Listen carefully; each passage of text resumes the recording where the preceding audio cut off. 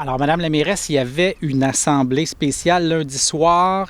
Vous êtes revenu là, sur le rapport de la mairesse, le rapport financier, et vous avez donné davantage de faits saillants.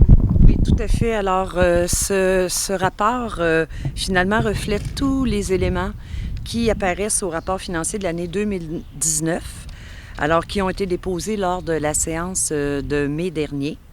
Alors, il fait état du surplus, des réalisations de 2019, de l'excédent accumulé, de l'endettement de la ville. Alors, toute la série de données et de chiffres apparaissent autant au procès-verbal du mois de mai sur le site web que sur les divers médias pour consultation. Et le présent rapport, qui finalement est le résumé, va aussi apparaître là, sur notre site web. Alors, je peux vous dire qu'en conclusion, le rapport financier de l'exercice qui se terminait au 31 décembre 2019 fait état que la Ville est en très bonne situation financière. Aussi, là, il va y avoir ouverture de la piscine municipale. S'il y en a qui avaient inquiétude de ne pas pouvoir se baigner cet été, là c'est clair, la piscine va ouvrir, mais avec certains ajustements. Tout à fait. Toujours dans le respect des procédures et des contraintes du ministère de la Santé publique. Il revenait aux municipalités de décider de l'ouverture ou non de leur piscine. Alors, le Conseil avait la volonté de répondre à ce besoin pour la population. Et effectivement, la piscine sera ouverte du 25 juin au 14 août à tous les jours de la semaine et du 15 août au 30 du vendredi au dimanche inclusivement. Alors, il faut bien évidemment là, comprendre là, qu'il y a une capacité qu'on doit respecter, une capacité maximale, mais on voulait favoriser la baignade pour nos citoyens pour cet été. Tous les détails concernant là, la façon dont ça va être disponibles vont pouvoir être expliqués là, par notre directrice des loisirs, Mme Marie Gauvreau-Leblanc, qui a accepté d'ailleurs de passer une entrevue à CTRB et qui va pouvoir plus répondre dans les détails aux questions que les gens pourraient avoir. Il y a aussi là, des contrats qui ont été donnés, notamment en lien avec l'usine de filtration. Il va y avoir des travaux qui vont avoir lieu là au cours de l'été qui s'en vient, si je comprends. Tout à fait. Alors, on a autorisé, en fait, le financement pour des modules lamellaires qui avaient été prévus au budget 2019, mais en raison d'un délai de livraison, n'ont pas pu être réalisés en 2019. Alors, cette acquisition-là, c'est pour le financement et c'est une mesure d'entretien qui est nécessaire pour les décanteurs Actiflo qui ont quand même 15 ans d'usure et qui démontraient des signes de besoin de changement. Alors, c'est essentiel au fonctionnement de notre usine de filtration d'eau potable. Il y a aussi d'autres travaux, peut-être si on veut enchaîner tout de suite là-dessus, là, d'autres travaux qui vont avoir lieu à l'usine de filtration? Tout à fait. C'est la réfection des perrons de l'usine de filtration, des travaux aussi qui devaient être prévus l'an dernier, mais des travaux de réfection du territoire de Sainte-Geneviève nous ont empêchés de les réaliser. Alors cette année, on va procéder aux réfections du perron à l'avant et aussi du quai de déchargement pour un coût de 21 384 $. En lien toujours avec l'eau potable, et là, cette fois, la stratégie québécoise d'économie d'eau potable, il y a un mandat de service qui a été donné? Oui, tout à fait. Alors, on se doit de fournir un rapport annuel pour le respect de la politique sur l'eau potable. Alors, nous avons octroyé à la compagnie Nordico la prise en charge de notre bilan 2019 de la stratégie québécoise de l'eau potable au coût de 4 280 $ selon l'offre de service qui a été déposée. Et il va y avoir des travaux de raccordement aux réseaux municipaux pour un immeuble sur 341 rue Melchers. Ça, c'est justement dans le coin de l'ancienne Melchers. Tout à fait. En fait, on a octroyé à la compagnie Terrassement Barry le contrat relatif aux travaux de raccordement.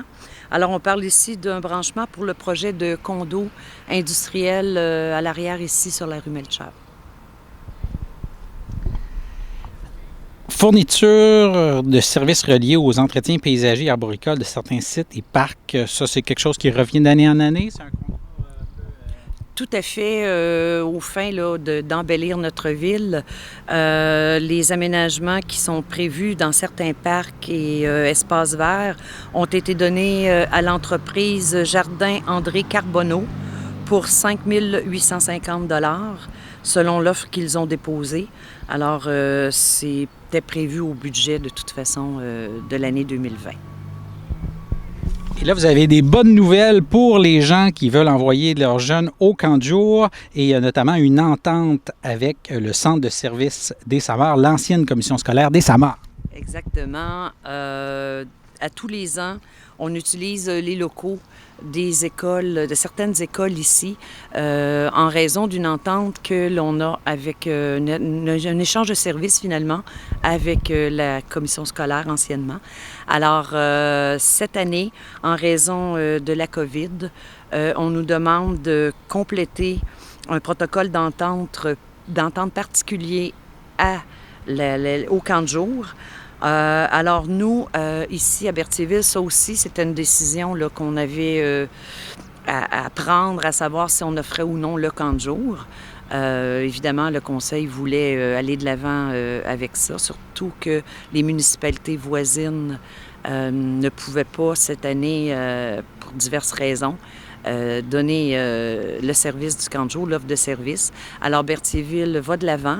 C'est certain qu'il y a aussi des contraintes en termes de capacité maximale d'inscription selon des groupes d'âge et selon aussi la disponibilité de nos locaux.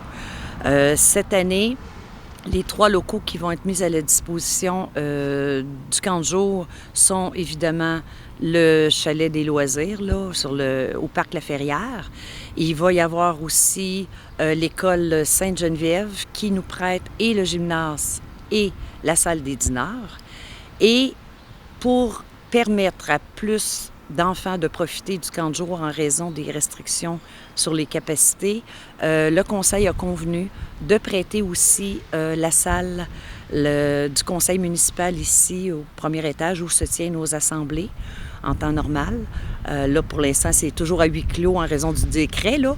Mais en principe, nos séances, nos assemblées publiques qui se tiennent dans la salle ici, on va mettre à la disposition du camp de jour cet espace-là pour leur permettre, pour les accommoder et permettre d'avoir plus d'enfants qui participent à notre camp de jour. Au départ, lorsqu'il y a eu l'assemblée régulière de juin, au début juin, il était question d'accueillir seulement les enfants de Berthier. Avec ces nouvelles dispositions, là, vous allez peut-être pouvoir agrandir là, pour Sainte-Geneviève et l'Île-du-Pas?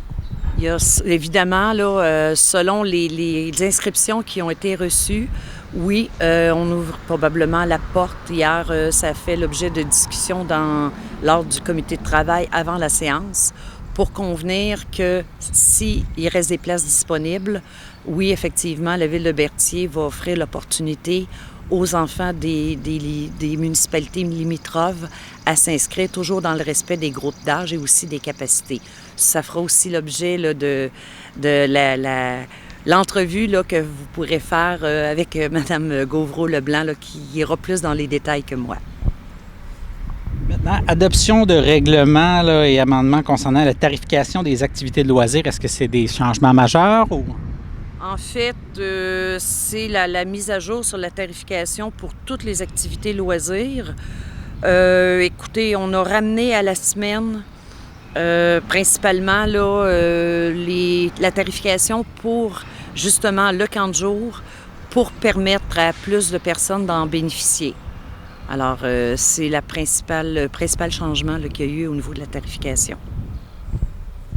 Il y a aussi une adoption de second projet de règlement, c'est concernant une zone, la zone 4C23, dans le but d'y permettre des constructions multifamiliales. C'est un changement au zonage? En fait, oui, ça vise le secteur ici, coin Sainte-Foy et de Vaudreuil. Ça a déjà fait l'objet là, du dépôt d'un avis de motion. Alors, ça va permettre effectivement de permettre la construction de multifamiliales dans le secteur visé. D'autres choses à ajouter? Ben oui, je vais profiter du fait que je suis avec la population berthelaise pour leur partager une information qu'on a reçue ce matin. Ça touche la surconsommation de l'eau potable en période de canicule. Alors, on demande à nos citoyens de se servir d'une façon responsable de l'eau potable. Ça se traduit par une utilisation qui peut répondre aux besoins de base, mais aussi pour répondre aux besoins au niveau du service d'incendie. Alors, l'arrosage des pelouses, le lavage des voitures, l'arrosage des entrées de cours en asphalte à des fins d'esthétique, ce ne sont pas des besoins de base en période de canicule. Alors, il ne faut pas oublier que Berthierville, la ville de Berthierville, fournit aussi l'eau à nos municipalités voisines. Alors, ces dernières aussi ont été sensibilisées de la situation actuelle. Alors, si la population ne respecte pas le règlement sur l'utilisation de l'eau potable qui apparaît sur le site web de la ville, nous serons contraints d'interdire complètement l'arrosage. Alors, j'invite la population à s'y conformer pour le respect de ce bien essentiel. Un rappel de cette sensibilisation va faire l'objet d'une publicité sur le site web de la ville ainsi que la page Facebook. Et en plus, on va procéder à l'envoi postal d'une lettre dans toutes les résidences de la ville pour faire un rappel sur cet élément-là qui est très important en période de canicule comme on a connu puis comme on va connaître encore possiblement.